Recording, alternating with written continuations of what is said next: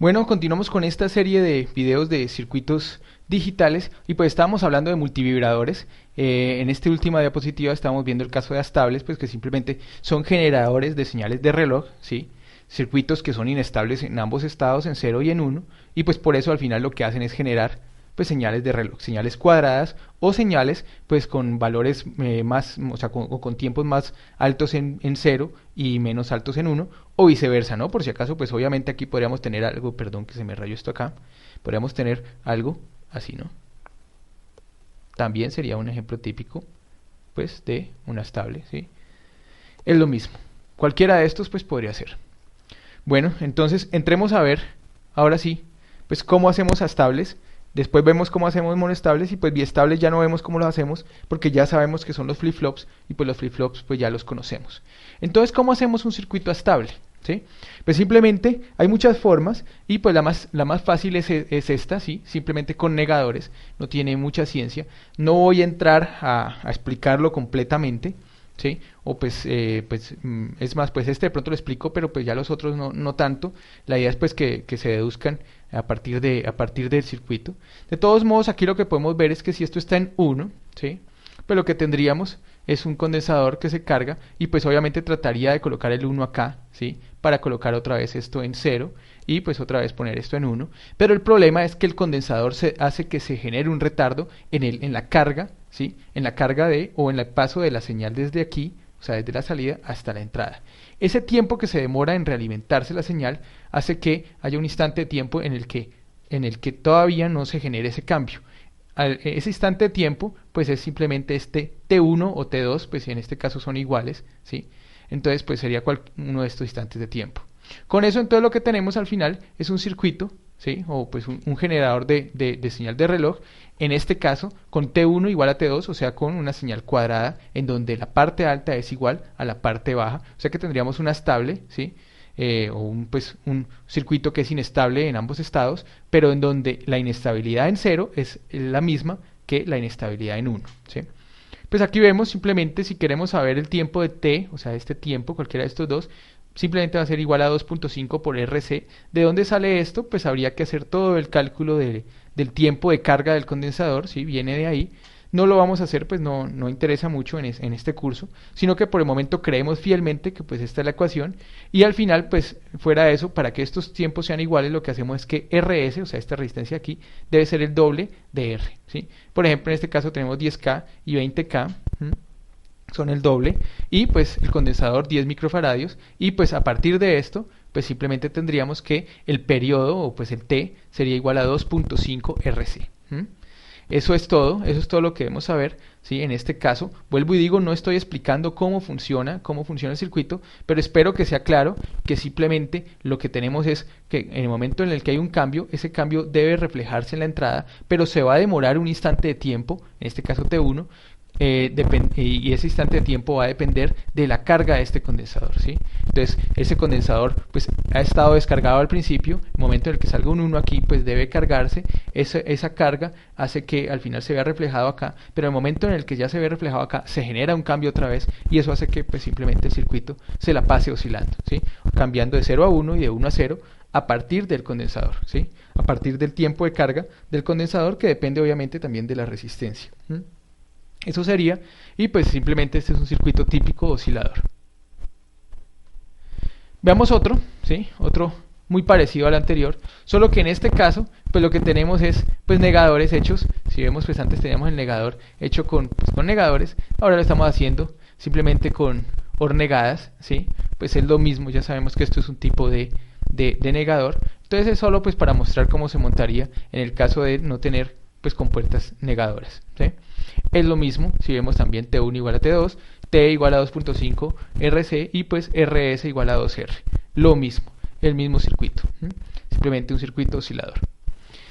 Este es lo mismo que este y es lo mismo que el anterior, solo que pues estamos colocando la resistencia variable. Con eso lo que hacemos es cambiar el valor o sea, al final el periodo como tal.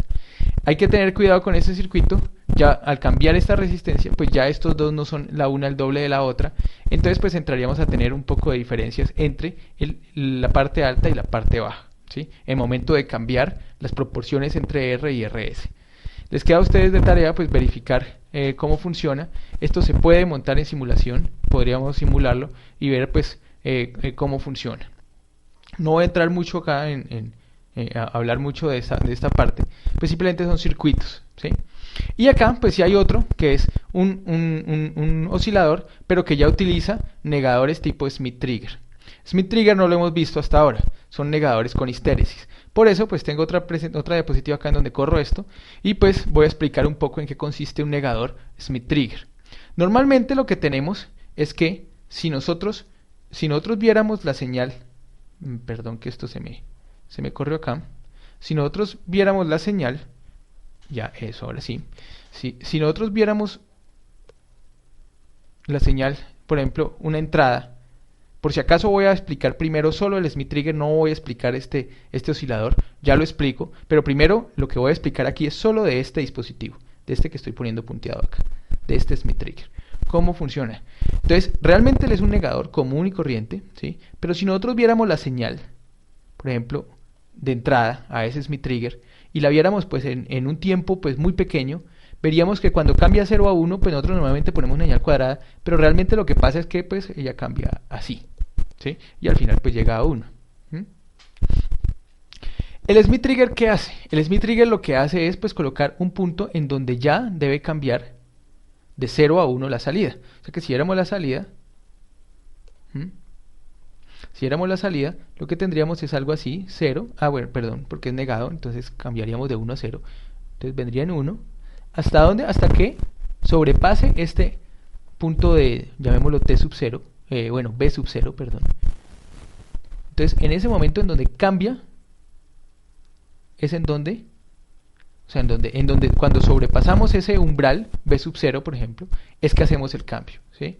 O sea, eso es lo que sucede si viéramos bien, o sea, si viéramos esto en un instante de tiempo, pues ya supremamente pequeño, del orden de los picosegundos, ¿sí?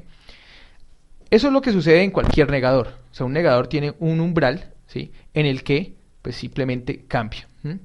Pero, ¿qué hace un Smith-Trigger? Un Smith-Trigger lo que hace es que, si se ha generado el cambio, él ya no regresa, a no ser que el umbral sea mucho menor. O sea, por ejemplo, por acá, pongámoslo B sub 1. Bueno, no se alcanza a leer ahí, pero supongamos que ahí dice B sub 1, como ya no me cabe acá, lo voy a mandar por acá, B sub 1, ¿sí?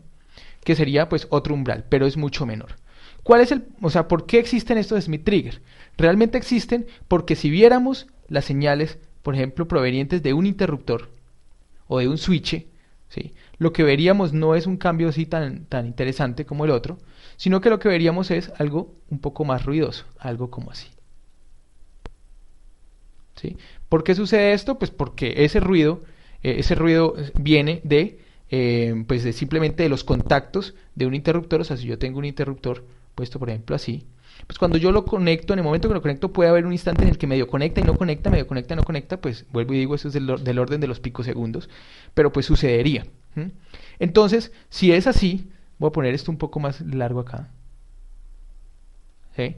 Si es así, y borremos este otro triangulito acá, o esta otra flecha.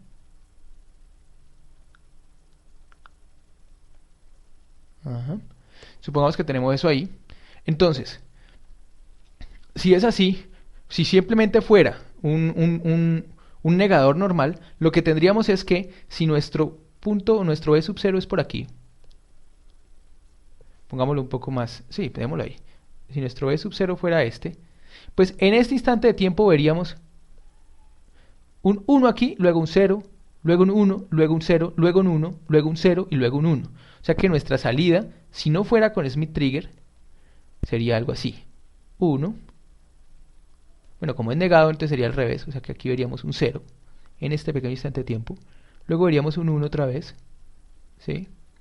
Luego otra vez un 0. Bueno, un 1. No sé pues cuántas veces, pero pues lo veríamos hasta que al final cambiaría, ¿sí? O sea, se nos generaría por estos cambios aquí tendríamos un 0, luego tendríamos un 1 otra vez, luego un 0, luego un 1, y luego pues ya nuestro 0. Perdón que la última parte, pongámoslo así, perdón que no quede exacto, pero pues esa es la idea, y al final tendríamos es un 0, lo estaba haciendo al revés. Listo. Pero entonces tendríamos este ruido aquí. Este ruido, si lo colocamos a un detector de flancos, pues lo que nos generaría pues sería obviamente pues una serie de disparos, ¿sí? Por ejemplo, si esto fuera a unos flip-flops, pues lo que haría es varios enganches en el flip-flop. Y si en el flip-flop o tenemos una serie de flip-flops funcionando como contadores, que no lo hemos visto, lo vamos a ver, pero todavía no, pues lo que tendríamos es que contaría muchas veces. Entonces pues nos daría muchos problemas. Esto sería pues un negador normal. Negador normal. Pero si tuviéramos, parece todo menos un normal. Ajá. Pero si tuviéramos un Smith Trigger, ¿qué tendríamos? Tendríamos algo así. Vendríamos aquí, pero nuestro Smith Trigger ahora sí tendría pues otro umbral, llamémoslo B1 por acá, que es el umbral para volver a regresar. Entonces vendríamos aquí así también, hasta este punto en donde se pasa, o sea, en donde pasamos, digamos que fuera hasta este punto aquí en donde pasamos pues el primer umbral. En ese momento en donde pasamos el umbral, él ya cambia.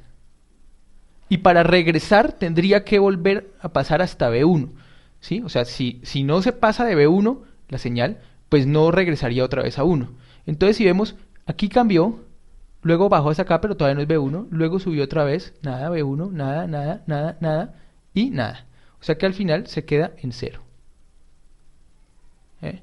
Entonces si observamos, el Smith Trigger, solo por tener esto, por si acaso esta figurita de aquí, pues lo que nos está mostrando es que tiene, eso se conoce como histéresis, ¿sí?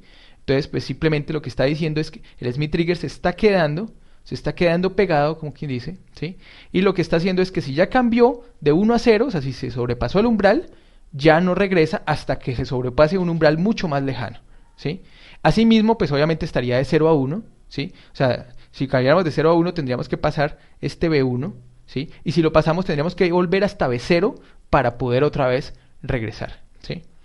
Si vemos esto, entonces este de acá no nos está generando, este es el caso del negador Smith Trigger, por si acaso. Smith Trigger, ¿sí? Si vemos, no nos está generando ruido. Ese es el uso real de este negador de aquí. Vuelvo y digo, solo de este negador, todavía no he hablado para nada del oscilador, solo he hablado de el Smith Trigger, ¿sí?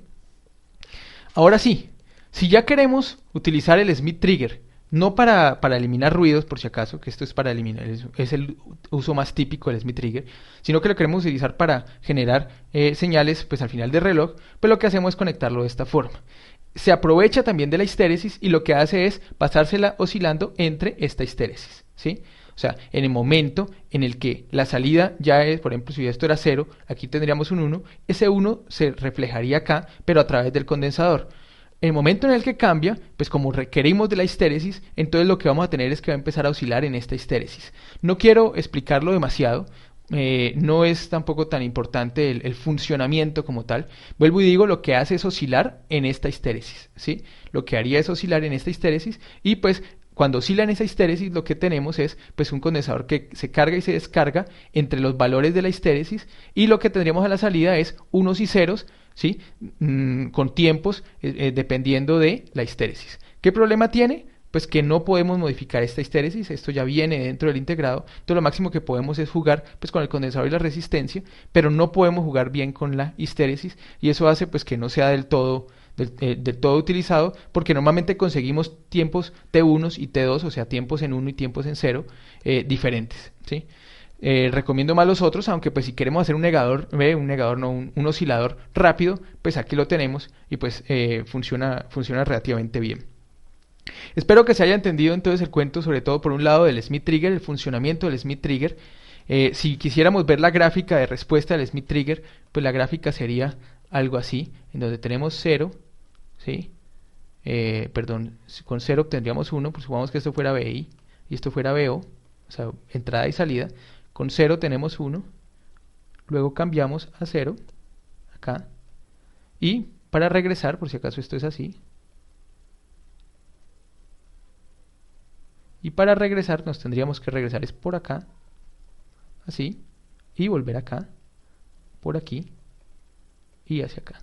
Esta sería la gráfica de BI versus B0. Si vemos, pues esta figura de aquí, pues es la figura del símbolo de él, ¿sí? Por eso, pues se llama por eso es su símbolo, Smith Trigger, por la función de transferencia o al final pues la respuesta o la relación entre la entrada y la salida, ¿sí? Si la relacionáramos. Vuelvo y digo, con 0, pues si estamos en 0, él genera un 1, ¿sí? Supongamos que esto fuera un 1 aquí, o pues 5 voltios si lo quieren ver, y acá también tendríamos pues 1, visto así. Entonces, pues lo que tendríamos es esto, él llega y simplemente llega un momento en el que si la entrada cambia mucho, cambia a 0, ¿sí? Pero para regresar, pues tendría que regresar hasta acá. Aquí tendríamos, perdón, este sería nuestro como B1, o nuestro B0 que habíamos puesto allá, y este sería nuestro B1, ¿eh? Y pues por acá estarían los 5 voltios también, ¿no? O pues 1 en este caso. Ese sería pues el cuento. Esto me quedó un poco mal, yo creo que preferiría que fuera 5 acá, ¿sí? Para que no se genere confusión. Aquí estaría el B0 y el B1, y pues ya, esa sería la respuesta. Lo que me importa entonces es que esta figura es esta misma figura de acá, y de ahí viene el cuento del Smith Trigger. Bueno, me quedé sin tiempo, ya me pasé. En el próximo video seguimos hablando de multivibradores, ya vimos osciladores, y pues seguiríamos con monoestables. Gracias.